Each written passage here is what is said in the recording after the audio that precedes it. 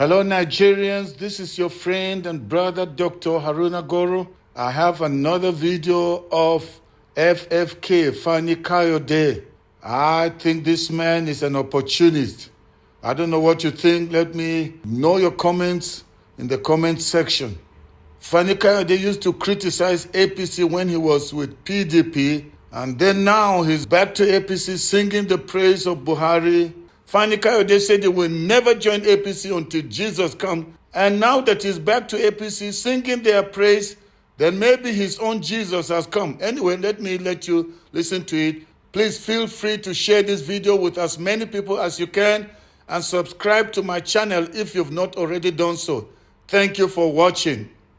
You were formerly of the APC. Of course, you said at that time that you criticized the government. Yes. Of course, you've been on the program when you were in the APC, and now it's be surprising, or some people will find it strange now that you're in the PDP. Why would it? When I saw the monster and the darkness and the evil that I saw in the APC, I said, well, may God forgive me, and I went back to my family, and I'm very happy to be there, and I'm happy to be playing a key role, having seen the light. Some of the stance that you had is giving you this kind of trouble that you're seeing today.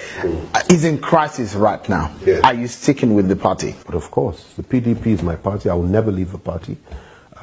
You're never considering going back to the APC? I would never. The APC, absolutely out of the question. Until kingdom comes, until Jesus returns, that will never happen. But you left the PDP for the APC. Well, we've discussed that on many, many occasions. I've told you my reasons for doing that at that time. I was not happy with the PDP is my party. I will never leave the party. I was in APC for 9 months. What I saw. Memorable, man. Oh my God. What I saw, man. Memorable, man. And because I was fighting Jonathan, because Jonathan was giving too much to the Northerners, and he was very unfair to the Yorubas, and you know the story. And I told them, I said, look, so when I went to APC, Buhari now, I met Buhari through El Rufai. We interacted 3-4 times. We'll go and meet him. He had a house somewhere else, not here. He lives just around the corner from here now. But he had a house elsewhere. We went there. So, but as time went by, he now started sending for me. So I went there with Nasir. Then one day they called and said he wanted to see me. So I said, okay, I'll go. I met him at the transfer. And I got there. He said we should go inside the bedroom. So we sat in the bedroom talking. He started talking. He said, he wants to, I know his aspiration, but he has a challenge with trusting people in view of what has happened to him in the past. But that he just wants me to know that he will want me to work closely with him if he manages to win the nomination for his party, and that he likes me, I'm courageous. The Obasanjo said a lot to him about me, that once I'm on board, I will fight all the way, and he loves that. Anyway, to cut a long story short, let me tell you why I'm telling you this story.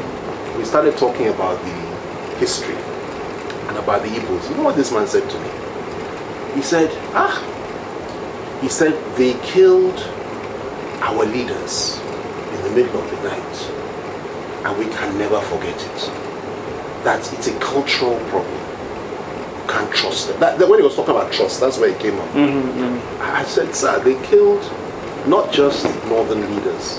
They killed leaders from every zone. Southwest, where I come from, the Niger, the south, everywhere. Every zone, not just the north. And he said, no, he said, but we remember, we will never forget. Those words, we will never forget. And we cannot trust them. He said, it's a cultural problem.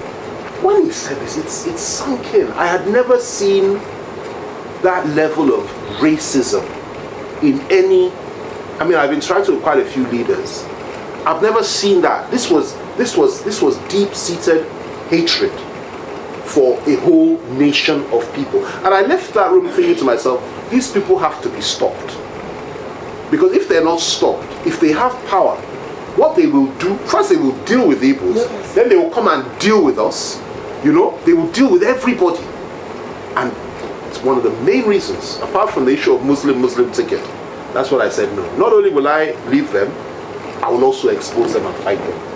You understand there are some basic, fundamental, core issues that you must never compromise on. It's not about giving Nnamdi Kanu a position of SGF or position of vice president or something like that. Because if you do that, he will serve his term, then we'll be back to square one. Square zero, man. Absolutely.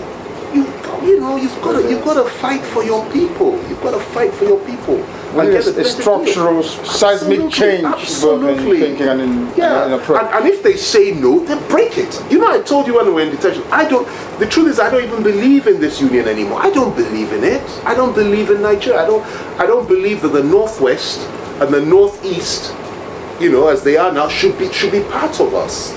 Because their whole mindset, their whole, view about the world is... I have taken time doing this project, and today it comes to reality that my friend is the campaign from PDP to APC, which I am part of all the process, and I thank him for his courage as a very reputable person and a man of his word. He promised that he is going to come together with me. But due to some circumstances, when I decamped in Zamfara, he intended to do his own here in Abuja, which today we are here, and he has fulfilled his promise. So we thank you for that. What informed me to come here to meet Mr. President was very gracious. He was very good to me today, spoke so well, and it's an honor for me to be here, and we will move the country forward together. How do you think your former... As Femi Fani-Kayode, someone who spoke bitterly sometimes, and who spoke so hard about Bola Tinubu as a person and against the APC. How do you feel right now, morally speaking for the APC and Bola Tinubu? Nothing to do with morals. It's a question of choices. It's my choice. And my choice is that when I was in the PDP, and I was in the PDP for a number of years, I fought against those that were against my party. Now I'm no longer in the PDP, I'm in the APC. I will fight against those that are against my party. That is my nature. And I make these choices based on conviction and based on courage. It was very clear to me what was going to happen in the PDP. Are you sticking with the party? But of course, the PDP is my party. I will never leave the party.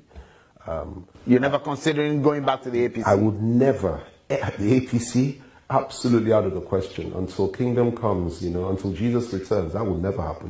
But you left the PDP for the APC. Well, we've discussed that on many, many occasions. I've told you my reasons for doing that at that time. I was not happy with it. Good.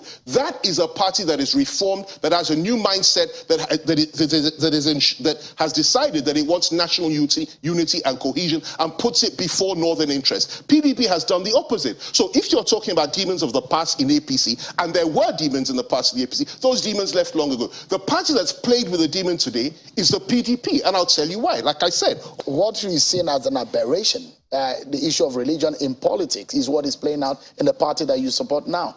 Well, how do you defend first that? of all, I wouldn't say, when you say aberration, this is a very weighty word. Listen, the most important thing, the greatest danger to national unity and cohesion, as far as I'm concerned, and we've been saying this over the years, is a situation whereby power does not shift to the south.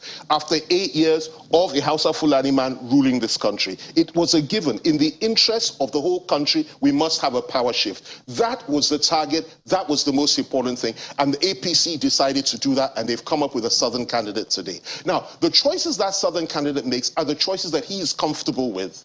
Now, obviously, there are issues with that. Obviously, there are issues with the same faith ticket. Obviously there are, and any Christian that will tell you that he's particularly happy with that, then seriously speaking, cannot be a real Christian. But as far as I'm concerned, this is not an issue of, this is simply an issue of choice and political expediency. You are the one that's spoken about how some elements in the country had wanted to Islamize the nation.